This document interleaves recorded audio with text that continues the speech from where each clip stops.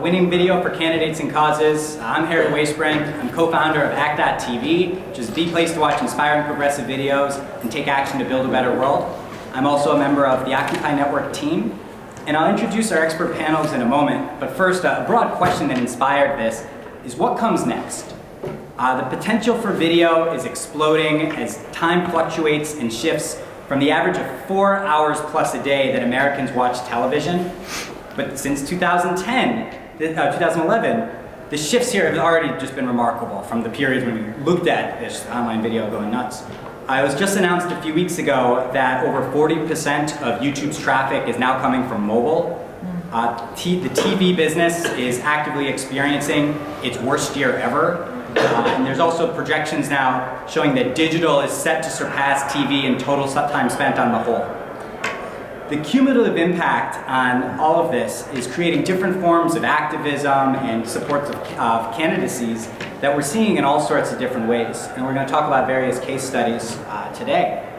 And all of this is why I'm very proud, frankly, to be bringing this to a head at rootscamp, this expert group of digital activists and people involved in media and all sorts of diverse fields. And I'm excited to talk with the panelists, the audience, everyone. So without further ado, we'll go down the line with introductions. On the far left, we have Joseph Lamour, who's a curator at Upworthy, specializing in TV. He's been in the social justice sphere for quite some time, acting as the entertainment editor of Racialicious before moving to Upworthy. And Upworthy also has had some really exciting statistics in the last few days. Not only have they been rated as the fastest growing media company in the world, but they just announced that they doubled their unique visitors, their traffic this last month. They had 87 million people visit the site this last November, so it's absolutely crazy. So yes, there's Joe. Alexis Goldstein, to his right, spent 7 years working on Wall Street before quitting the industry. She is a frequent guest on All In with Chris, a contributor to The Nation, and co-hosts the radical finance and economics podcast Disorderly Conduct.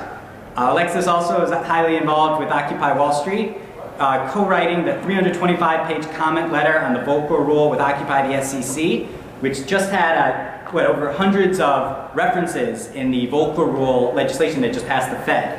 So yeah, I mean, it's just remarkable.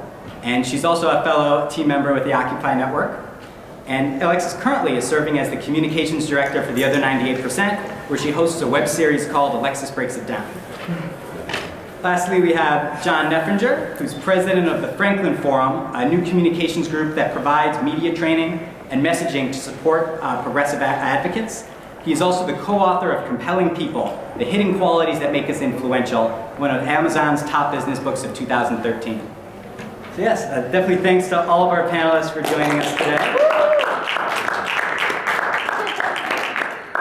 And starting with a broad question to Alexis, you obviously had this amazing experience being on Wall Street, leaving as Occupy Wall Street started going off the ground.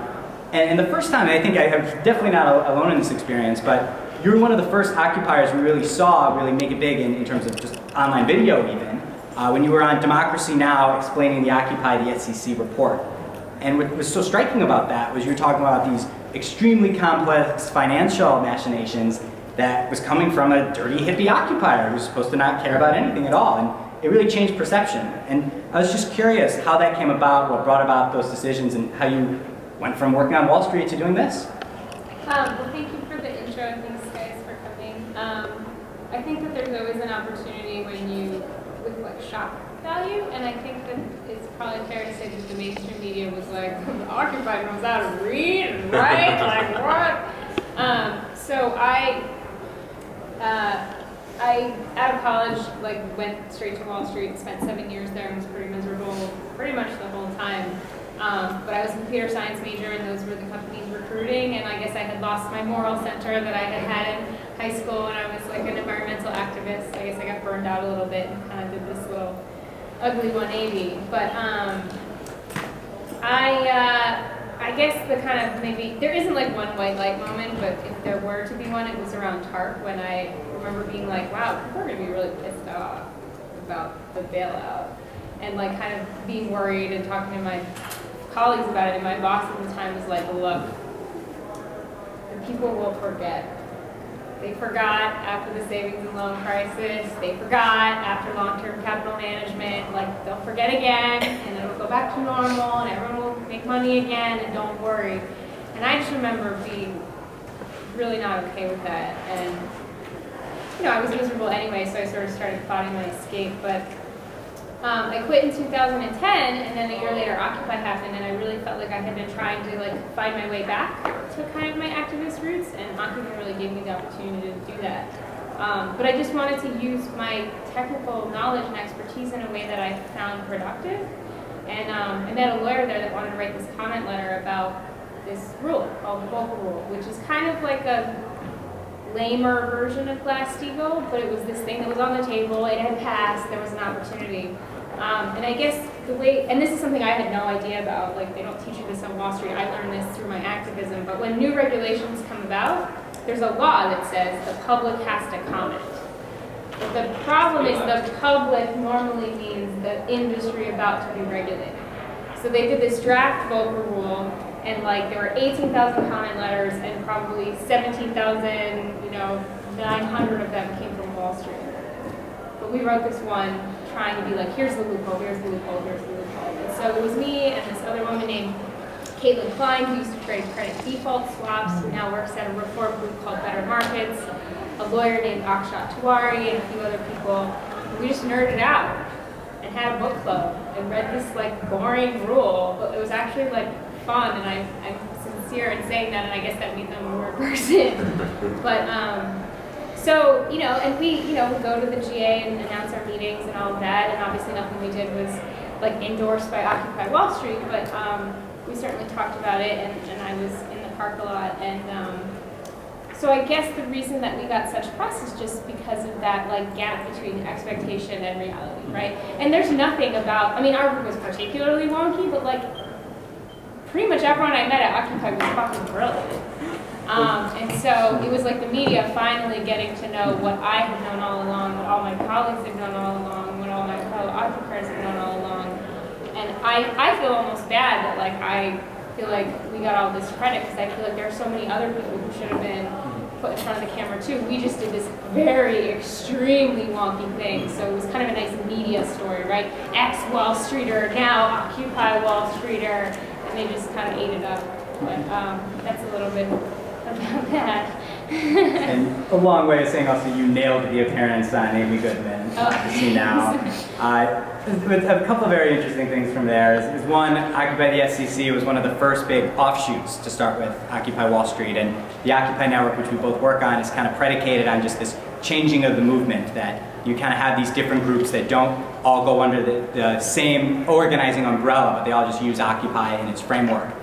And the other half of it, I think, is especially interesting and goes way beyond with the movement politics in particular, is the fact that you were able to make this major wonky issue, this group of occupiers working in that offshoot, we're able to bring that into the public consciousness in this totally different way. And one question for John, and broadly just something I think we'll be exploring throughout this session, is Elizabeth Warren has been able to, on the national level from Congress, take similarly wonky issues and be able to put it into the public consciousness, and in a way that frankly also is relatedly to how much people are focusing on Wall Street even since Occupy. And just to start it off, like what primary points would you start with, saying like, here's what Elizabeth Warren does differently that makes this work so well? Yeah, absolutely. Well, thank you, first of all. Elizabeth Warren, also an unusual, you don't have to be so harsh, but you are an unusual person, and then you ended up on Wall Street and still somehow didn't completely lose track of your conscience and got back. And also because it is exactly like Harry's saying, you have these conversations the way normal human beings do. There's such a premium on that now. It used to be that, if you sort of go way big picture and you roll back time, that human communication was, the conversation was, first of all, itself less informal, but even more important than that, political conversation happened in speeches and through the papers, and there was an expert class that did that. More than we see now. Now what's happened, because video is everywhere, because every one of us has a video camera in our pocket, which was not true even just a couple years ago. that the expectation is if you are a communicator, that you can communicate this way, and someone can stick a camera in your face and you're going to function as if you were at a dinner party with friends and be able to explain things like a normal person. And so when that actually does happen, as in the case of Alexis or Elizabeth Warren, it is this great find because there is so much bandwidth for video now, and the amount of people who can actually do these things are relatively rare. So it's fantastic if we can boost that capability a little bit, and that's what we're trying to do at the Franklin Forum actually, is train folks to be able to communicate with a camera pointed at them the way that they would just explaining something to their friends. Now Elizabeth Warren comes from the law school context, which I don't know how many of us in here have suffered through that, but it's essentially for people who don't want to deal with numbers, and then they end up, but then they have to do financial stuff, and so she's used to sort of, it's kind of like physics for poets, only it's, you know, numbers for lawyers would be. So she's had a lot of experience with this, and taking that show on the road for the rest of us has obviously been huge. Were we going to play some of that? I don't know if we're going to play, but we've all seen these videos. My favorite will always be the one at the house party where she talks about, I guess it was the inspiration for you to build that, where she talks about, good for you, and you can keep a lot of that money, but guess what? You didn't actually build that all by yourself. There were roads, and there was ports, and there was education, and there was all this other stuff, and that actually does count. Yes, even if privately you think that middle-class people who work for a wage are losers, we're still going to tax you. Anyway, so since she's kind of, I think, in some ways the hook or the inspiration for what we're doing here, I wanted to just make a couple of points quickly and then move on. There'll maybe some Q&A here. The reason that thing is up there in the corner, in case you noticed, there a sort of montage of pictures of Elizabeth, is that when we move to video, one of the things that we need to know is that pictures, you know, the old phrase, right? They're worth 1,000 words. And getting them exactly to tell the same message that we want told with the actual words. We're good at words. Everybody in this room is pretty good at words. Pictures is a little bit, it's not like we don't live them, but it's a medium that we're less familiar with. And so the contrast here, can you go to slideshow view? I don't know if you can go to slideshow view.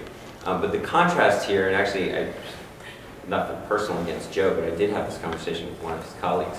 I think, maybe, I don't know if you guys use the top photo, but I know DFA and some other good allies of ours and Huffington Post too, whenever they run a story on Elizabeth Warren, if they don't have a fresh picture of her, the picture of her that most often gets used, not always, but one of the most popular ones is this one where she looks like, you're gonna get that one back? We all know the picture. It's, you know, here, let's all do it together. Ready? 1, 2, 3. Yeah, all right. And man, I don't know who's on the business end of that thing, but I'm glad I'm not, because it is seriously, it's like there's like a talon going on, and her face is clearly mad, and she's mid, I don't know what word she's forming there, but it might as well be in the back half of "fuck you," and that image of her. If you think about the contrast between that and the images down below, so you have the few harsh ones up there. Oh, hey, who's this? She's fantastic. She is the Midwestern soccer mom who can smile, and even with that smile on her face, can still slice and dice all of the crazy BS that Wall Street et al. Are pulling off. When she's doing it that way, it's actually much easier to swallow. That's the spoonful of sugar that you're seeing here. That helps people take in the message without seeing her, and it's particularly hard for women, by the way. It's particularly hard for women to get angry without seeming like a bitch, yeah. And so she's much, much, much more persuasive this way. And so it's been interesting for me. I really have had just completely unsolicited back and forth with our friends. I bet if you do the A/B testing, and I haven't had the follow-up conversation, it's a great question. Everybody else in this building is talking about A/B testing. I bet if you do the A/B testing, that you might get more clicks and raise more money. Because if you scroll up again, that's how, scrolling up.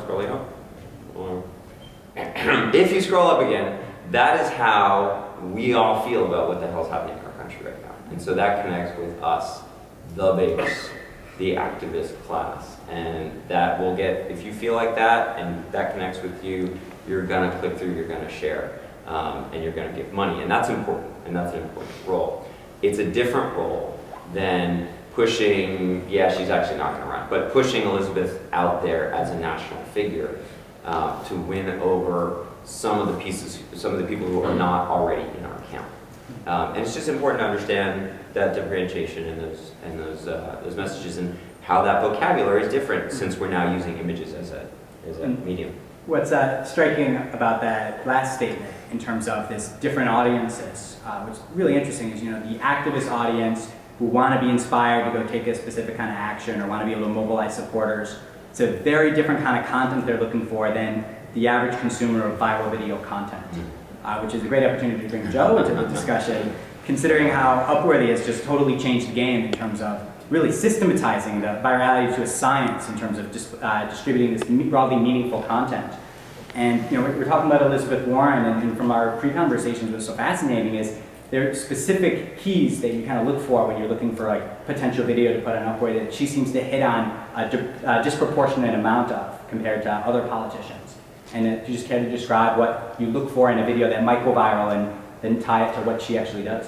Usually we think about emotion 100% of the time, and what becomes viral, if you think of emotion as like a graph. Anger and hilarity are on this side, and then sadness is on this side, and viral things are always over here. And she always hits those marks.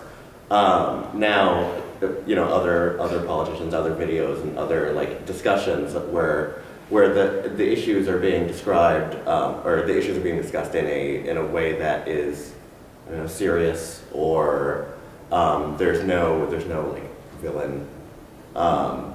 When clearly, like whenever Elizabeth Warren is speaking about one of these issues, there's always a villain, a very clear opponent to what she's talking about, and that's why she always goes.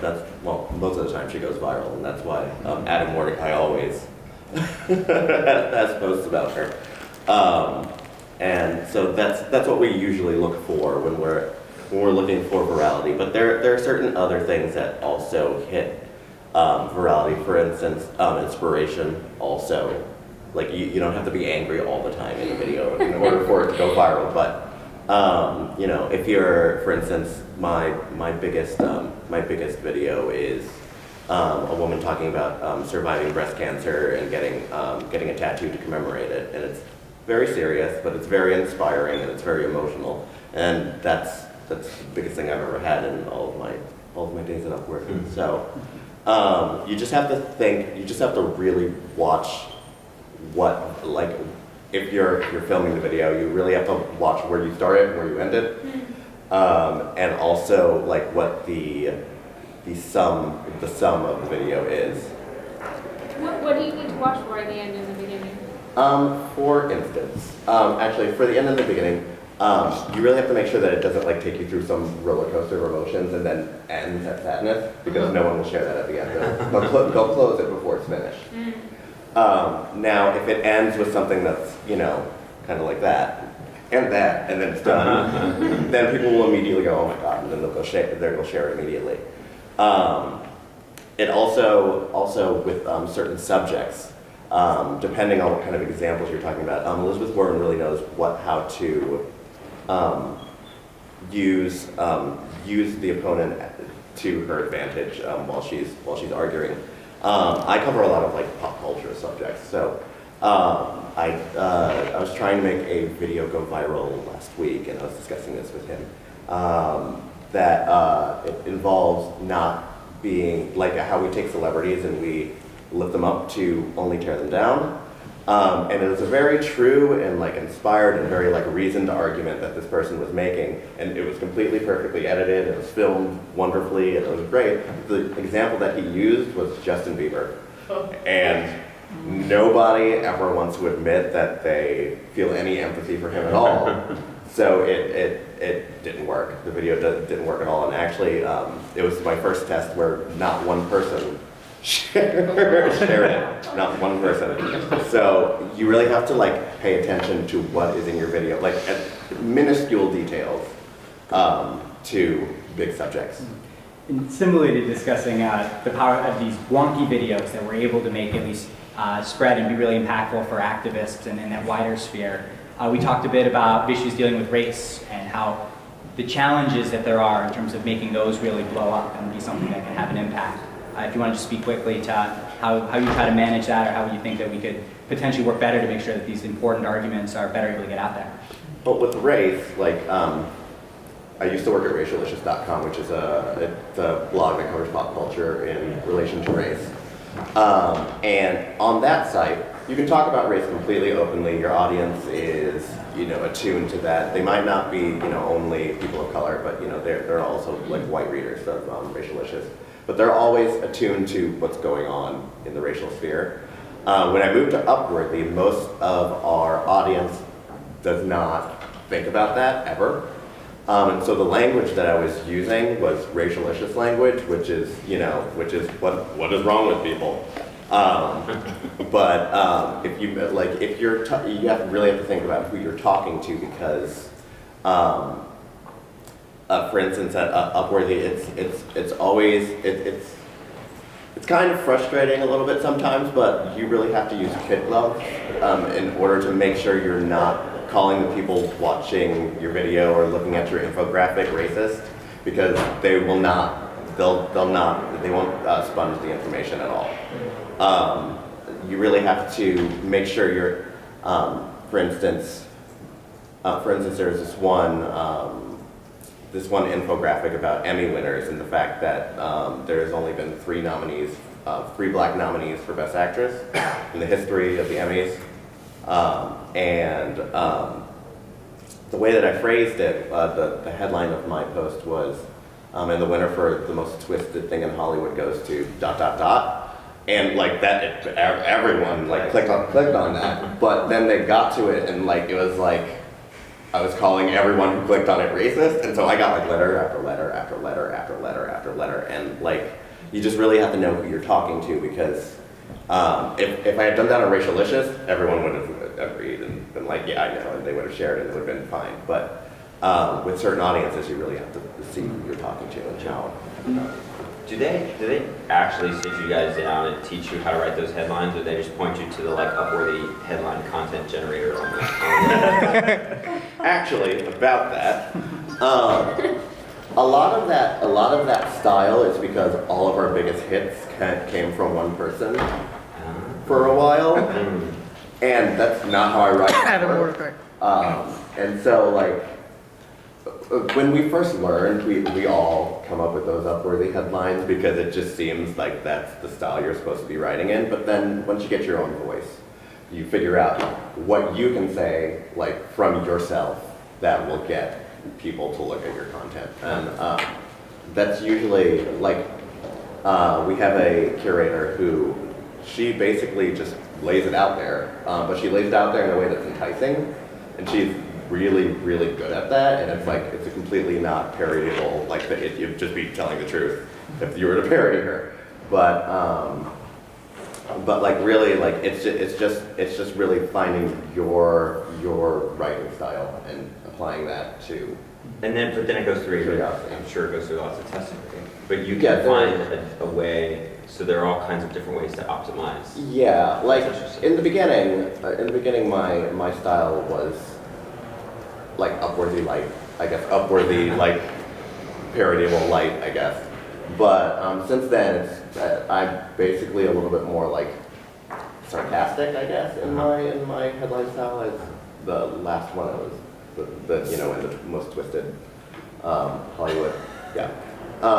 Like another one example of one of my biggest hits was think there's not enough nudity.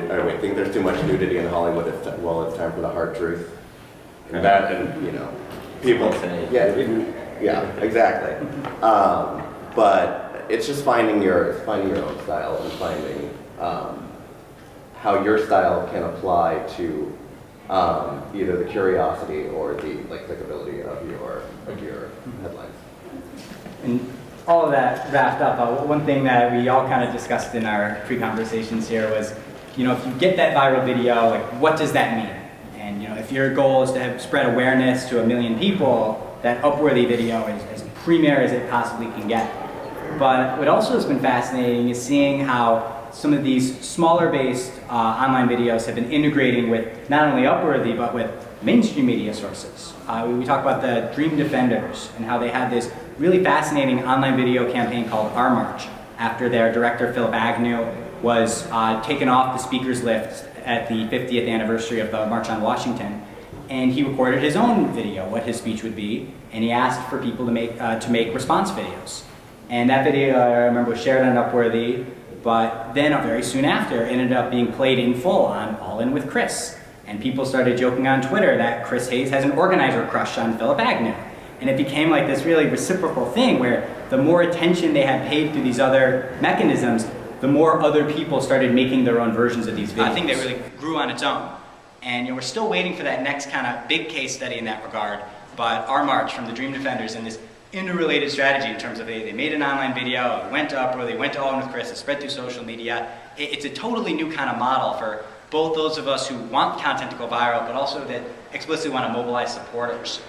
And speaking of these connecting of different areas, and also talking about the connections between, let's say, issues of race and these wonky Wall Street kind of issues, one of the most striking examples from old media that ended up then influencing new media was when Alexis was on HBO's Bill Maher, and they were talking about stop and frisk. And Jay-Z also happened to be on the panel, and Alexis described how, you know, if you really want to end stop and frisk, just go stop and frisk Wall Street bankers. They have tons of cocaine on them, and they'll, obviously if we do that for a little bit, this whole thing will end. And Jay-Z just cracked up. And that video, not only we made just a remix video that we put up, but the GIF of that, and it was shared on one of the most popular GIF sites, and it just kind of was everywhere, all over the blogosphere. And I guess just thinking about like bopping back and forth between, you know, having now this foothold in these mainstream media outlets, how you view that also in collaboration with, you know, you starting your own web video show or using your radio podcast. Like, how do you kind of differentiate between these mediums? Well, it's tricky. I don't know, whenever I go on any kind of like a big audience program, I just try to talk to absolutely all of my friends and everyone that I respect and just cast a huge wide net and be like, what should I say?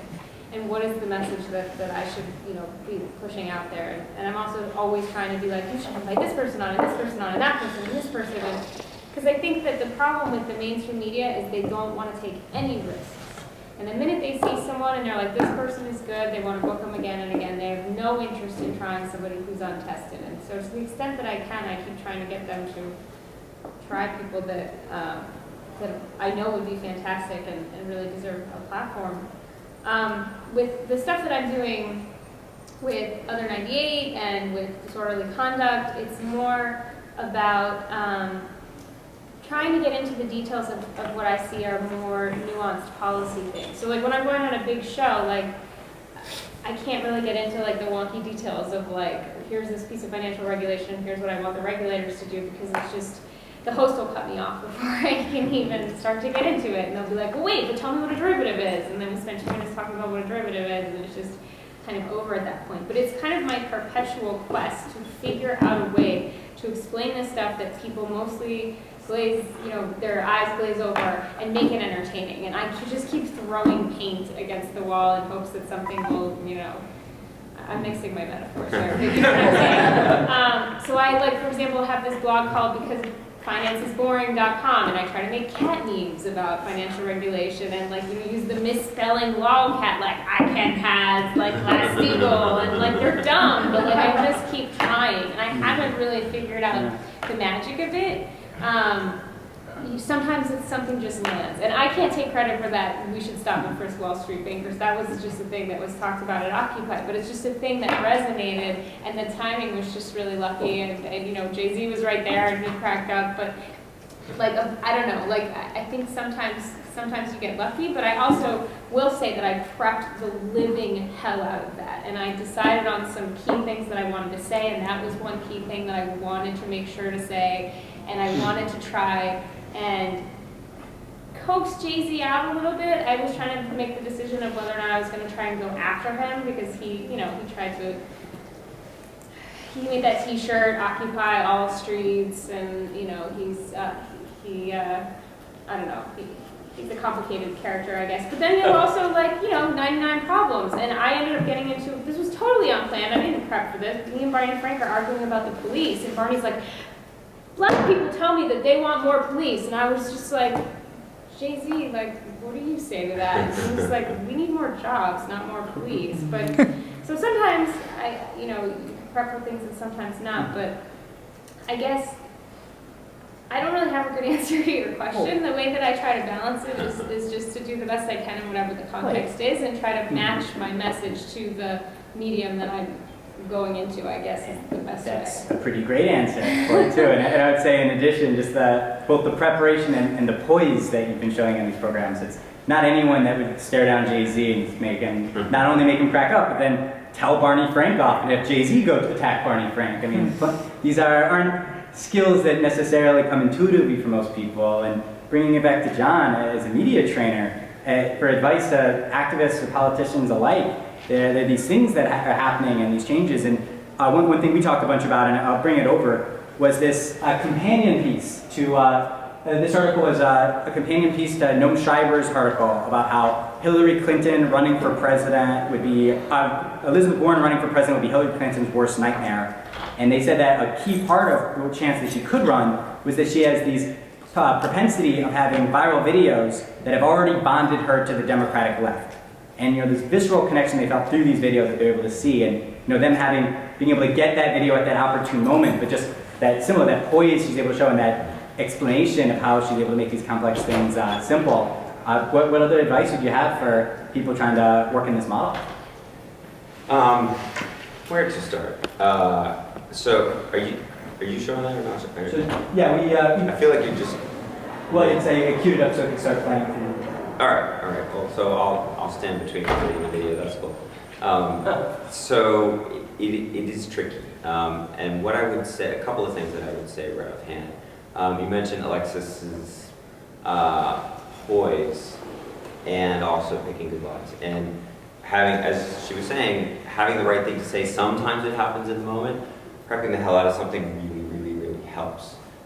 Even if what you're going for and what we're going for in the end is something that looks spontaneous and like just happened and it was a conversation and whatnot, the preparation helps a lot. And that's the kind of, when you're talking about live TV like that, that's the kind of irony, I guess, if you want, or the conflict, because you have to prep to get it good, but it has to look unprepped or it does not look good.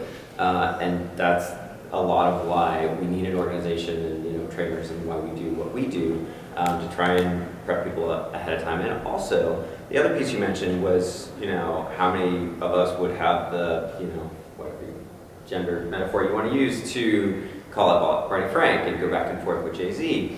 Part of that is just being calm in that scenario. And I don't know. It is one of the most natural and most pervasive human fears to be, first of all, to be up on stage. The research shows people would rather be eaten by a shark than have to So, and the camera is like a miniature version of that, and we all know it. When one of these things are pointed at us, it's like, and then what you're going for is to act natural, but your natural reaction to that is to freak out, and that's not what we're going for. So getting people acclimated to this, part of what it seems like we're saying here is that these are rare skills, and why we're all here is that these skills are more and more valuable going forward, and still not that common. Yeah. And what was unique about Warren, if we stick with that case study also, is that she does seem so natural and authentic whenever she happens to be on camera. And one of the examples you cited earlier, which we can try to play in a moment, is when she gave that line about how even if you built a business and it's successful, you don't necessarily own all that. You needed the roads, you needed all these other public goods that really make that possible, which she nailed the hell out of. But then, to the extent that Obama decided to basically replicate what she said, and he butchered it, which then became you didn't build that, slogan, attack line, that the Republicans tried to turn into their entire RNC convention theme.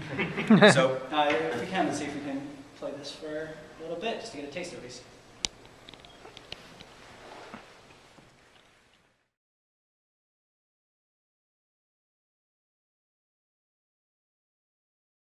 My favorite part of looking at this hole, we got in this hole $1 trillion on tax cuts for the rich under George Bush.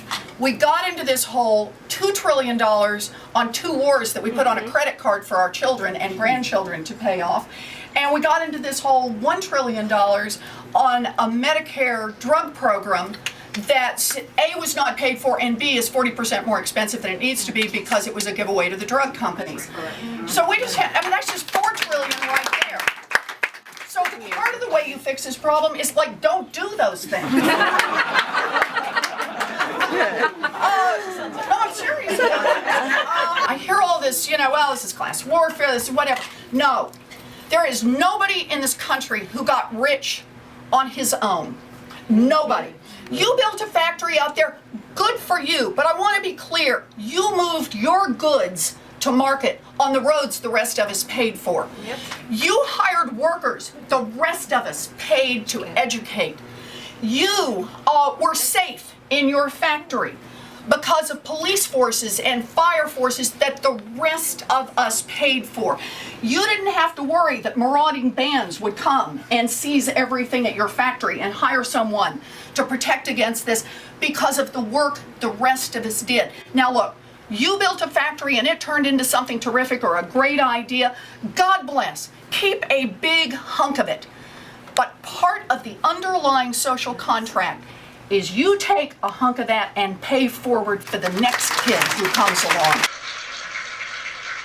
So what is especially striking to me about not only that video, but that whole genre of videos, also in that Noam Schreiber New Republic piece as well, he referred to how Elizabeth Warren's campaign had a kind of staffer that they don't usually have on campaigns, a specifically digital director who would go with her everywhere she went, would have a camera at the ready to make sure when there was this kind of moment, when she was on fire, that they'd be able to get it on tape. And you know, I mean, that kind of video could change the entire national debate. And you know, people are talking seriously about this, that Elizabeth Warren might even run for president, could inspire a Howard Dean-style campaign that would create a whole new generation of digital savvy activists. And bringing it back down to earth, and I guess back to Joe, is, you know, there are these things that we all can look for, whether we're in electoral politics, whether we're an activist, these cues of like what's really going to work well on video to achieve any kind of audience. And when you see something like that, and as you normally would go about your day-to-day curation at Upworthy, there are certain things that would strike you that said, you know, that's a video that's going to do really well. Even if we wouldn't have known who Elizabeth Warren was, if that was just some state senator, I suspect that might be a video that would still do well on Upworthy. Yeah. If that had kept going, and like they just started talking about something else, and then they just ended, like it wouldn't have as much impact as it did when they were all applauding at the end and like, you know, yeah, and then it ends. So you have to think about that, and also when I'm looking for a video, we always have a test of if you press play and you're watching and you're engaged, and then all of a sudden you're just kind of like, you find yourself looking at your phone while you're listening, it's not going to go viral because it's not interesting enough. But if and again, there's another video that I one of my bigger hits. I remember watching it, and it was 9 minutes long, and that's, you know, online that's like a million years. But I remember watching it and weeping uncontrollably the entire 9 minutes. And like I played it again and I wept uncontrollably again. It was about it was a Kickstarter for a documentary called Be Natural about the first female director. She was a French woman named Alexis Blanchet, and I went to Rhode Island School of Design, and I took film classes, and I had never heard of her before in my entire life. And she came up with she invented narrative in film. She had the first film with a black cast. She had all these insane things, and it's just going through Hollywood, and it's another, it's like they like film like Jodie Foster, like going, I've never heard of her, and like just actress after actress after actress going, I've never heard of this person before in my life, and like they went to who directed The Hurt Locker? Oh, yeah. Catherine Bigelow. Yeah, and she had never heard of her, and so it was just at that point, it was just like, you know, like, and so you just really have to, like, when you're looking at a video, you really have to make sure the entire time you have the same, like, not the same emotion, but like you're experiencing some sort of strong emotion. Even if it's hilarity, like there are certain videos of mine that I've posted that are, you know, just hilarious the entire way through, and that also works. And maybe not in a political context, but Connecting again the movement and electoral sphere. When Elizabeth Warren, another one of her now famous viral videos was when she was had a congressional hearing with SEC regulators, and she just deadpans to the screen, so to these regulators. So tell me about the last few times you took Wall Street Bank to trial. And she's like working with her papers, and these regulators are just kind of standing there just in shock, because clearly they don't do that. Why would a SEC regulator take a bank to trial? And just the humor behind that, behind this serious thing, just how it just struck this great chord. And in general, I see in all of these things, you know, between the changing nature of video that's able to drive politicians or activists, I think it comes to this notion that really the entire ecosystem we're working with is rapidly changing. The Occupy axiom that another world is possible, I really believe is to be true as more and more of our time shifts from television to these other mediums, making this whole new kind of voices possible. And you know, with that, I wanted to give our panelists a little bit of time to any kind of closing statements, and then start Q&A, because we have another kind of 15 minutes. So anything else you guys want to close on, or should we just move On that point with Elizabeth Warren, I think an important part of that exchange that you were just describing, when she's all the regulators up at the desk, and she says, you know, the thing that you just quoted, oh, how many of you sent to jail, and no one says anything, and she's like, anyone?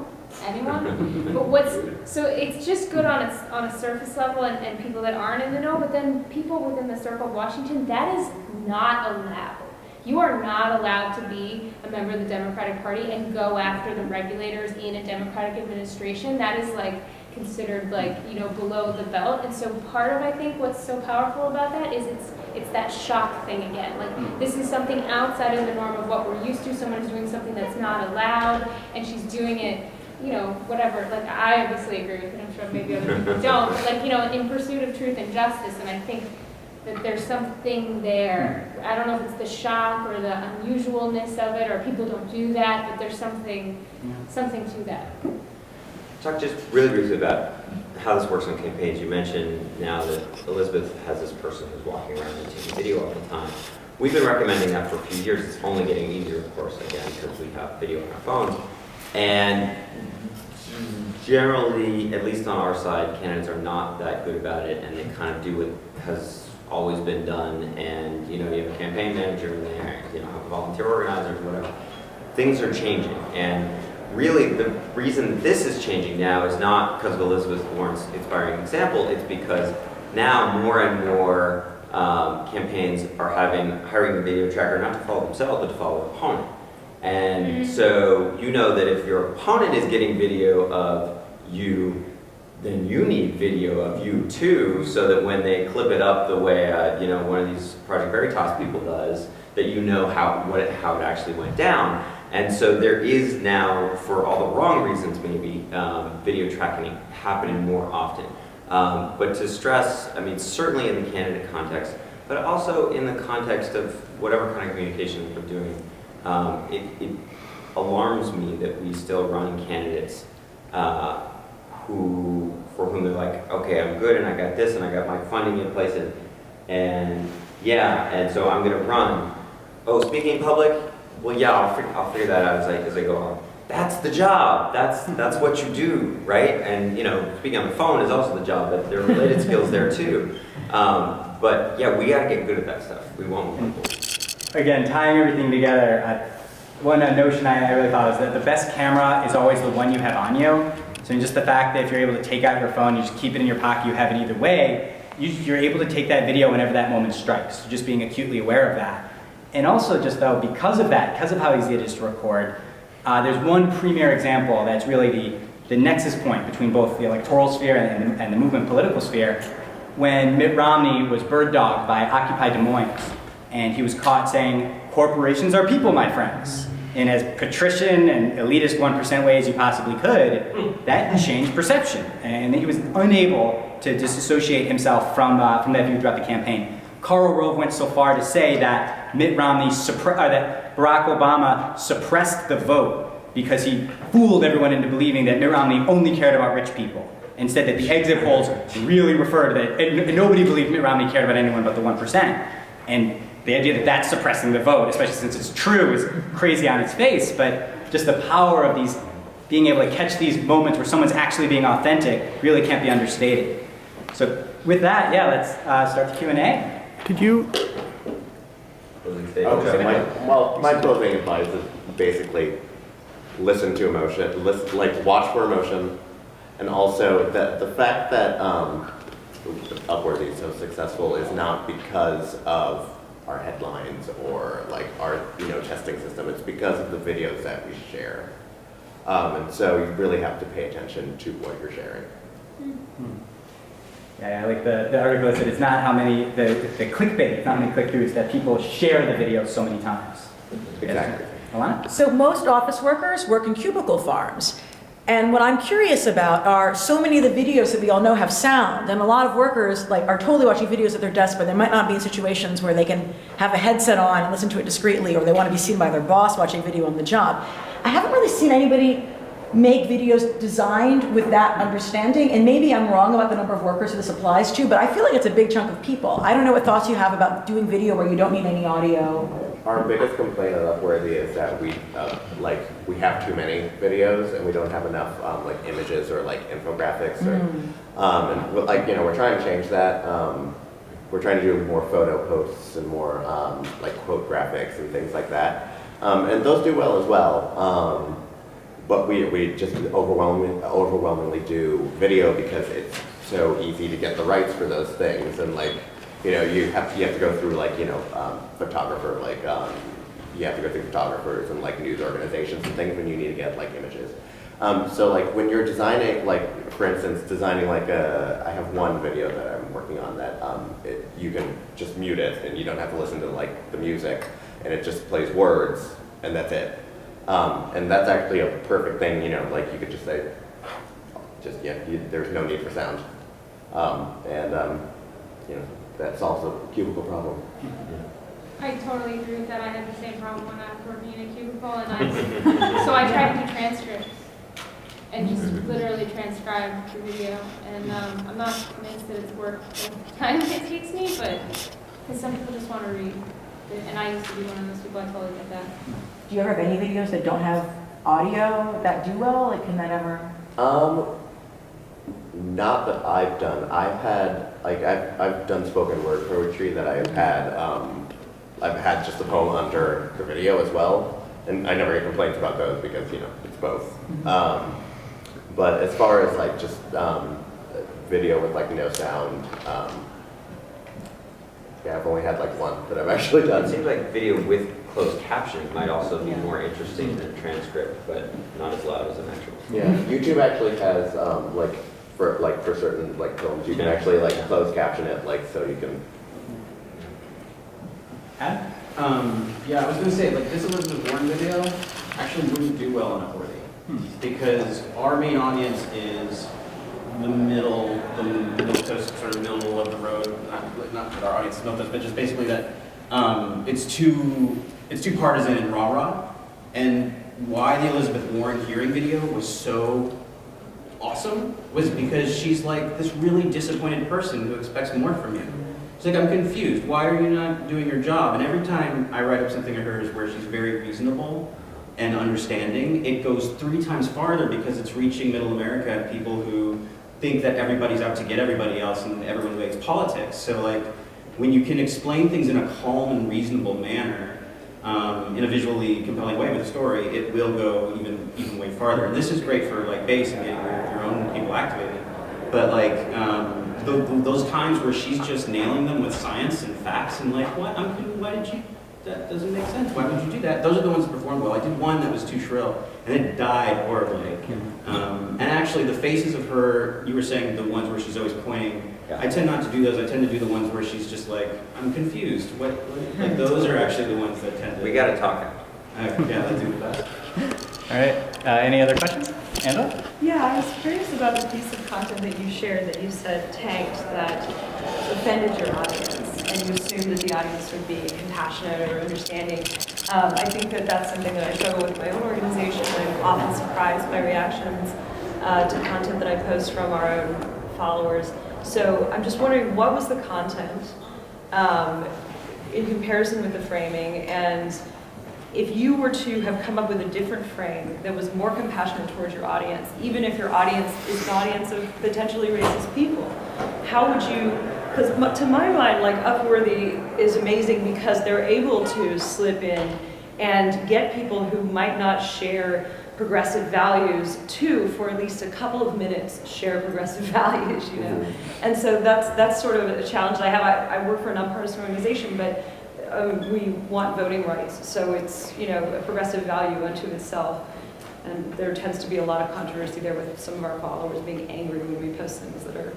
Are you referring to the Emmy post that I was talking about earlier, or? You said that you posted something that you assumed if it's your previous racial issues that it would have done well, but it tanked with. It's often with racial posts that I post that happens.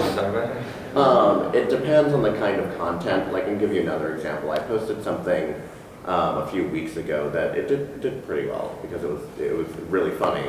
But it was a Upright Citizens Brigade skit about Nicole Byer, a black actress, going into an audition and having the person auditioning her to act, telling her to act blacker. I'd like to say the line, could you say the line a little blacker? Could you say it a little blacker? It just gets worse and worse and worse and worse and worse. And I thought it was hilarious. And so we posted it on the site and people were like, I don't understand why that's a problem to ask a black person to act. I see. So you're saying that, like, you're yeah, so putting you it really into have place to. where people just aren't even going to see what the problem is. Yeah, like They don't see color. they don't.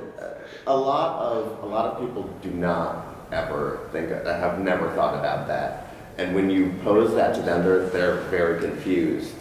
And so you really have to think about who your audience is and like how they would react to you saying something this way, or something like a little lighter. And usually at Upworthy, we have to go to that light place. Right. Especially like there are a few people who, a lot of us post about race, but a lot of us like have like backgrounds in the racial sphere. Deepa, and what's her?